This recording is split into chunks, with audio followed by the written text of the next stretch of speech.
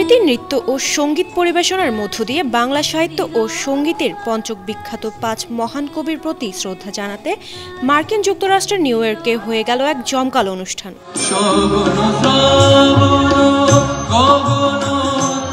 New York সিটির queen's বরোর উইডসাইড এলাকার একটি জনপ্রিয় ভেন্যু কুইন্স প্যালেসে প্রবাসে মনোমাঝে পঞ্চকবি নামে এই অনুষ্ঠানটির আয়োজন করে রবীন্দ্র একাডেমি অব ইউএসএ। সমৃদ্ধশালী বাংলা সাহিত্য ও সঙ্গীতে গুরুত্বপূর্ণ অবদান রাখে পঞ্চকবি হিসেবে পরিচিত রবীন্দ্রনাথ ঠাকুর, কাজী নজরুল ইসলাম, রজনীকান্ত সেন, অতুল প্রসাদ সেন এবং দ্বিজেন্দ্রলাল রায়ের প্রতি শ্রদ্ধা জানাতে এই অনুষ্ঠানের আয়োজন করা হয়।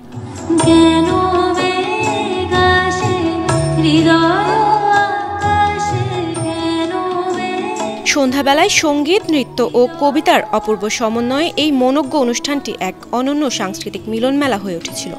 ব্যস্ত জীবনের মাঝেও নিউ ইয়র্কে বসবাসরত অনেক বাংলাদেশি ও বাঙালি এই অনুষ্ঠানটিতে উপস্থিত হন। পঞ্চকবির গানে তাদের হৃদয়ে সৃষ্টি হয় কালজয়ী সাহিত্য ও সৃজনশীলতার আবহ। কবিতা আবৃত্তি এবং আবহ সঙ্গীতের মাধ্যমে এই ৫ কবির ভাবনার গভীরতা দর্শকদের মুগ্ধ করে।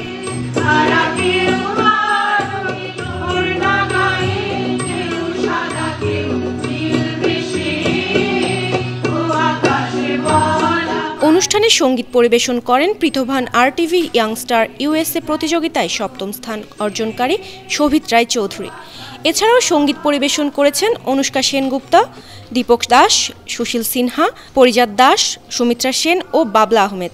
অনুষ্ঠানে পঞ্চকবির গানের সঙ্গে নৃত্য পরিবেশন করেন নৃত্যশিল্পী আদিত্রা ভৌমিক ও সৃজিতা হিয়া। নৃত্যনাট্যে তাদের সৃজনশীল ও মনোমুগ্ধকর উপস্থাপনায় ফুটে উঠেছে পঞ্চকবির ভাবধারা ও সময়ের প্রতিফলন।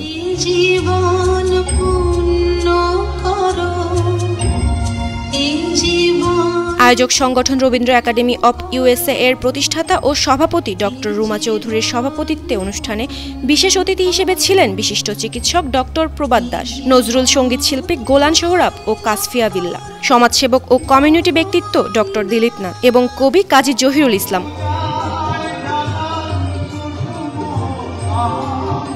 অনুষ্ঠানে ৩ জন বিশিষ্ট শিল্পী, মুক্তিযোদ্ধা ও আন্তর্জাতিক খ্যাতিসম্পন্ন তবলা শিল্পী তবু চৌধুরী, বিশিষ্ট শাস্ত্রীয় সঙ্গীত শিল্পী অনুপ বড়ুয়া এবং প্রখ্যাত লোকসঙ্গীত শিল্পী ও বাংলাদেশের স্বাধীনতা যুদ্ধের বিশিষ্ট কণ্ঠযোদ্ধা রথীন্দ্রনাথ রায়কে গৌরবময় লাইফটাইম অ্যাচিভমেন্ট সম্মাননা প্রদান করা হয়। গুণীজন সম্মাননা প্রসঙ্গে আগত দর্শকদের অনেকেরই অভিমত, এই সম্মাননা প্রদানের মাধ্যমে শুধু গুণীজনদের স্বীকৃতি নয়, অনুষ্ঠানটির আয়োজন নিয়ে কেউ কেউ মন্তব্য করেছেন, সুদূর নিউ ইয়র্কের মাটিতে এই অনুষ্ঠানটি প্রমাণ করে দিয়েছে বাংলা সংস্কৃতি প্রবাসেও কতটা জীবন্ত ও প্রাসঙ্গিক। নতুন প্রজন্মের কাছে সাহিত্য, সঙ্গীত ও ইতিহাস পৌঁছে দেওয়ার এই প্রয়াস সত্যিই প্রশংসনীয়। প্রবাস ডেস্ক, 52 টিভি।